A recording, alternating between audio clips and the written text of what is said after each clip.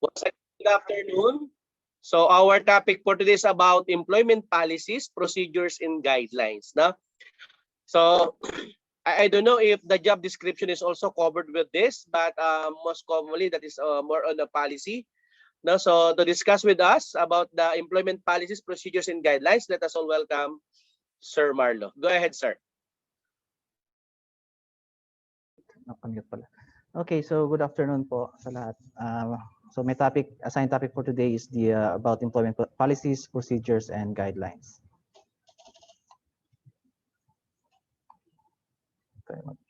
Okay, so for an introduction, so this basically the policies and guidelines are required for every organization that employees as well as employers need to carry out their jobs.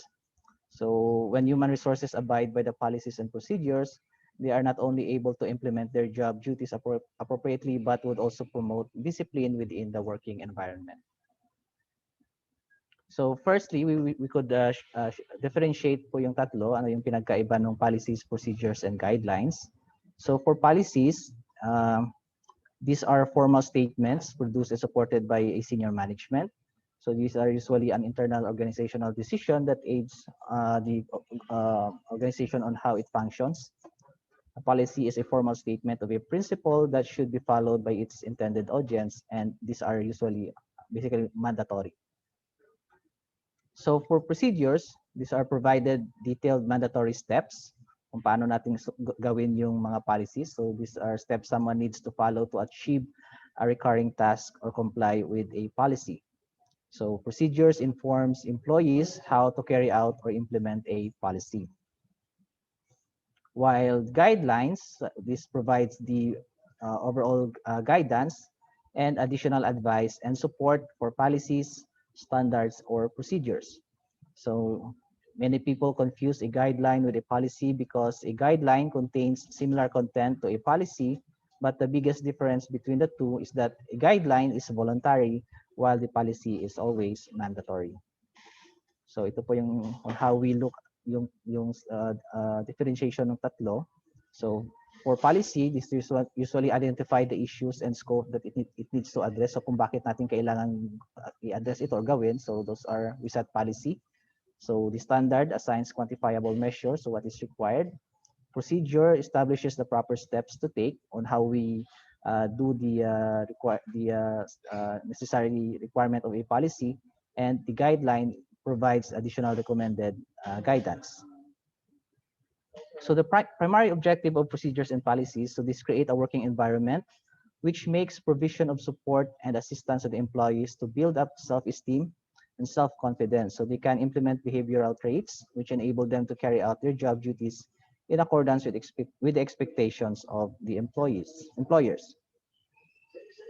So for the employment policies and national employment policy, so a national employment policy is a vision and a practical plan for achieving a country's employment goals. So to make such a plan, a government must clearly see a country's challenges and opportunities. So it must consult widely to reach a common agreement among all interested parties in the economy, including employers and workers' organizations. So the employment policies are vital for several reasons. So these set ground rules so that every person in the company or in organization is on the same page about the organization's practices and expectations for its employees. So this ensures that employment policies are established and known, can provide protection for the company, and various labors and employment laws require employers to have and implement certain practices such as those regarding harassment and discrimination or disability accommodations. So for example, yung sa atin dito for the Philippines, we are guided by our labor code, Philippine Labor Code, which we will discuss later. So for what should an employment policy include? So we should consider these 5 steps. So we have the application, purpose, sanctions, advice, and the review process. For the application, this describe to whom where the policy or procedure applies, kung sino yung ating intended audience. So the purpose sets out why the policy is in place and its aims. So yung sanctions naman, this sets rules on if a certain personnel breach the policy.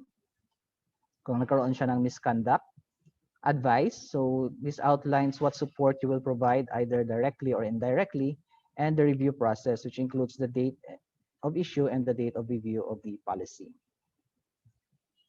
So in implementing policy, so when compiling policies and procedures, so this needs to be we are need to be trained taking into account various factors. So this include organizational culture, legal rules and regulations, as well as market trends. So first, we should consult employees in the terms of policy before it's finished. We make sure our employees understand what the policy means, how it applies to them, and what will happen if they do not comply. Reinforce policies through training session. So we have to train our managers, senior managers to fairly and consistently carry out the rules in the policies, and ensure that policies are live documents, have dates set for their review and to which they adhere. So we have example of certain types of policies that can be applied in an organization. So some of the laws require the employers to communicate workplace information to the employees in a written form. So in the absence of specific requirement, the employers need to implement policies that would communicate to the employees benefits and expectations. The employees need to be well aware in terms of policies and abide by them in appropriate manner. So the various types of human resources policies are as follows. Example is the at-will employment. So this statement reiterates that either the employer or the employee have the right to terminate the employment relationship anytime. We have the anti-harassment and non-discrimination. So policies that prohibit harassment and discrimination within the working environmental conditions. So it is necessary to make provisions of equal rights and opportunities to all individuals, that there should not be any form of discrimination based on any factors. So next is the employment classification policy. So the employment classification are defined as jobs which are full-time and part-time. So this policy determines the eligibility for the pay and benefits. We have the leave and time of benefits.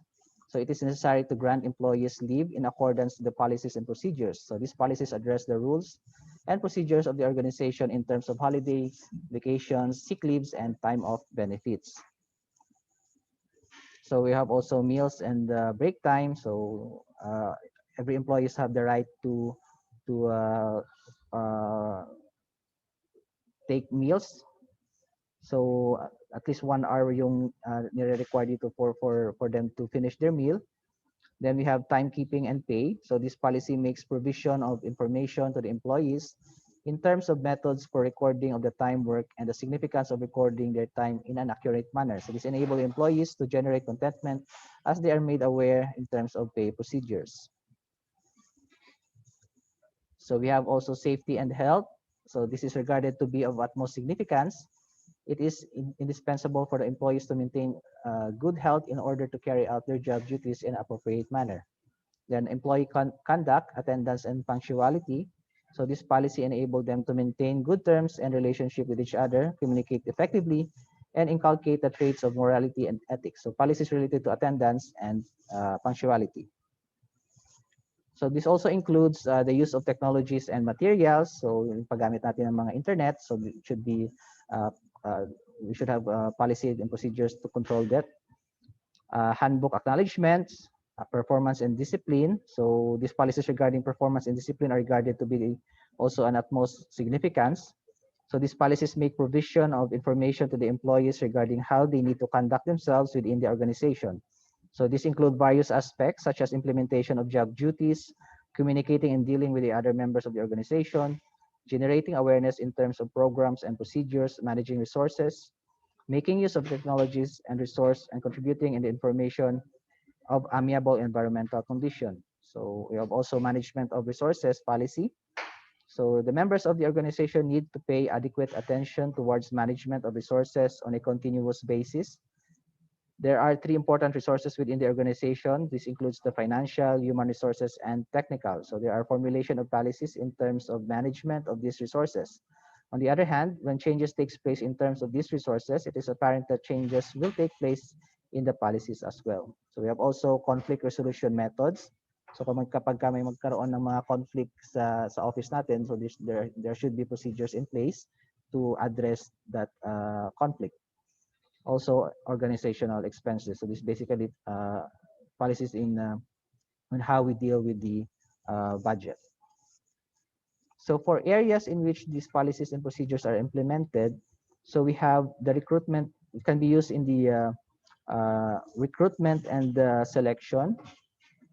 So when job vacancies takes place within the organization, then the employers and hiring authorities need to implement the policies and procedures for recruitment and selection of individuals. So when these aspects are to be implemented, the employers and hiring authorities need to take into consideration various factors. So these includes the educational qualifications, the skills, abilities, demographic factors, and so forth. So it is unlawful to discriminate against individuals on the basis of factors such as the creed, race, ethnicity, religion, gender, and socioeconomic background. So we can also apply this in the employment. So when within various type of organization, there are a number of policies that are related to employment of individuals. These include the minimum hiring qualification and experience, source which would facilitate recruitment and selection, reservation for different groups, maintenance of effective terms and relationships among the members of the organizations, reliance on various selection devices such as tests, reference checks, and interviews. So this also can be applied in training and development. So when the employees get recruited within the organization, they are required to undergo training and development programs. So these programs are attended by the employees not only at the time of recruitment, but also within the course of implementation of their job and duties. So labor welfare, the main objective of labor welfare policy is to put into operation the areas which would facilitate upgradation of employees. So in case of occurrence of problems and challenges, it is necessary to make use of suitable methods. So labor welfare policies are regarded as effectual in the encouragement of mutual negotiations, preparation and execution of labor welfare programs, and to make arrangement for all the possible facilities for health, education, and other welfare programs. So we also have transfer and promotion. Transfer and promotion of members are an integral parts of organization. So it is apparent that all employees aspire to attain promotional opportunities, but it is not necessary that they will require transfer. So in order to put into operation transfer and promotion in an appropriate manner, it is necessary to formulate policies and procedures regarding this transfer and promotion. So we have also workers' compensation. Workers' compensation is a publicly sponsored system that pays monetary benefits to the workers who suffer from accidents and injuries within the course of their jobs. Ito yung mga pag nagkaroon ng aksidente while performing their duties.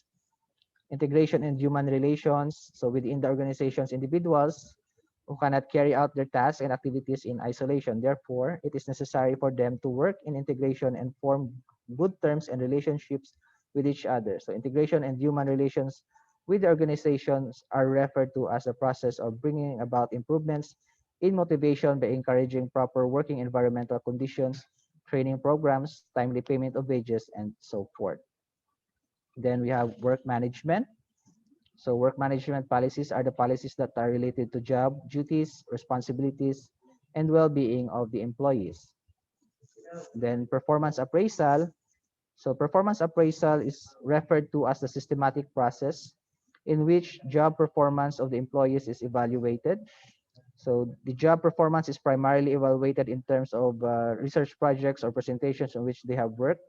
In addition, the performance of the employees is also evaluated in terms of contributions to the organizations. So dito sa, for example, for government, ito yung sa IPCR natin. So wherein the individuals submit yung mga accomplishment for that semester. Then we have administration. Administrative functions are indispensable in various types of organizations. So these functions make provision of information and direct the individuals in an appropriate manner that would enable them to carry out administrative functions satisfactorily.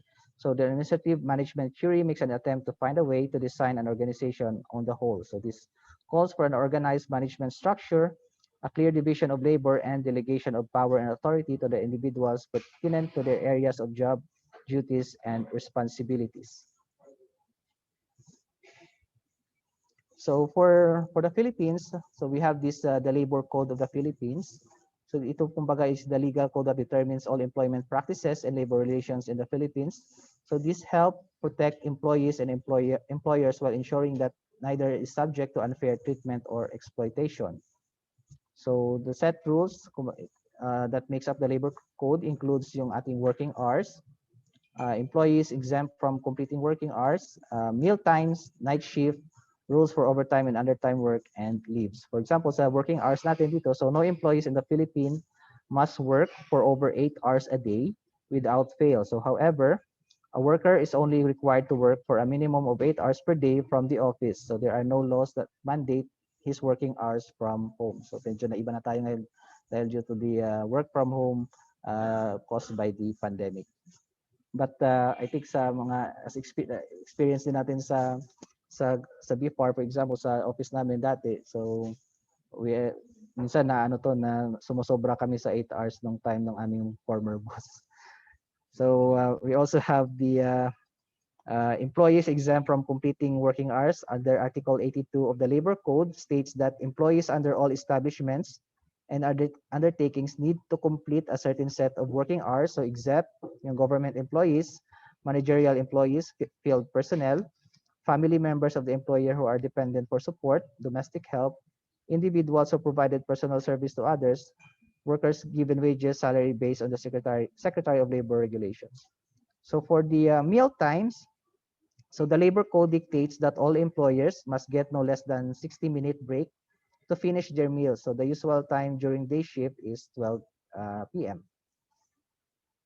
Then we have the night shift. In case an employer requires a worker to work during the night, anytime between 10 p.m. and 6 a.m., he must be paid a minimum of 10% over and above his regular wage for each hour.